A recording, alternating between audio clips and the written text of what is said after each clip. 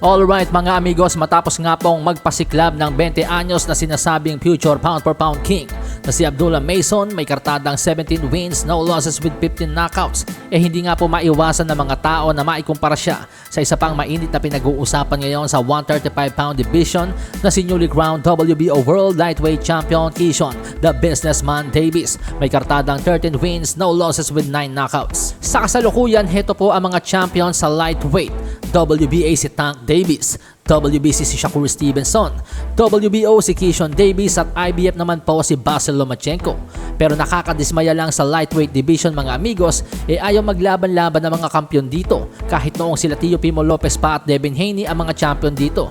Si Gervonta Tank Davis ay pili ng mga kalabang galing sa mababang timbang o kaya naman kapag lumaban siya sa mas malaking kalaban, pipigain naman niya ng catch weight at rehydration clause. Si Lomachenko naman ay parang hino-hostage ang IBF belt, hindi malaman kung lalaban pa o magre-retiro na. At ang isa sa masaklap na senaryo, ang WBC at WBO champion na sina Shakur Stevenson at Keyshawn Davis ay parang magkasintahan na nagsumpaan na hindi sila kailanman maglalaban. Kaya naman bilang boxing fans nakakadismaya ang lightweight division dahil loaded ito ng mga talents pero ayaw magsalpukan. Pero salamat na lang sa future world champion na si Abdullah Mason. Mukhang ito na ang puputol ng era ng iwasan dahil ayon sa kanya, wala siyang sasantuhin sa 4 na world champions ng lightweight.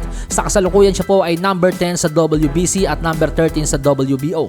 Pero dahil sa impresibong panalo kontra sa boksingerong nagpahirap kay Rolando Rolly Romero na si Manuel Jaimes at nakatakdang laban sa boksingerong muntik tumalo kay Isaac Pitbull Cruz na si Giovanni Cabrera, posibleng mapaaga po ang title shot ni Abdullah Mason. Natanong si Abdullah Mason na kung may handshake agreement daw ba ito sa mga top rank fighters like Keyshawn Davis at former top rank fighter na si Shakur Stevenson. Dahil si Shakur Stevenson nga po at si Keyshawn Davis ay may handshake agreement na hindi sila maglalaban dahil magkaibigan sila. Pero tahasang sinabi nga po ni Abdullah Mason na tanging ang mga kapatid lamang niya ang hindi niya lalabanan. Pero kung sila Shakur at Keyshawn Davis lang ang nakaharang ay sasagasaan niya itong mga ito.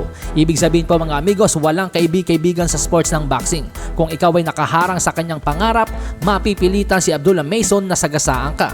At magandang kaugalian nga po yan para sa isang future world champion na posibleng pumutol ng kaugalian ng mga champion ngayon na iwasan ng iwasan at ayaw maglaban-laban dahil sila daw ay magkaibigan. Do you have any handshake agreements with anybody? The only people I never fight is my blood brothers. So when I get there, whatever title, I'll be glad to have a chance to contend for one of those titles. Alasahin ang baraha, patunayan mo sa'kin ha. Sino man ang mabunot na kalaban, di ka tatakbo ha. Sa bayan ko sa bayan, papalag ako para sa bayan. Masagan na bungo para sa'kin, putek, pabor, pangayan.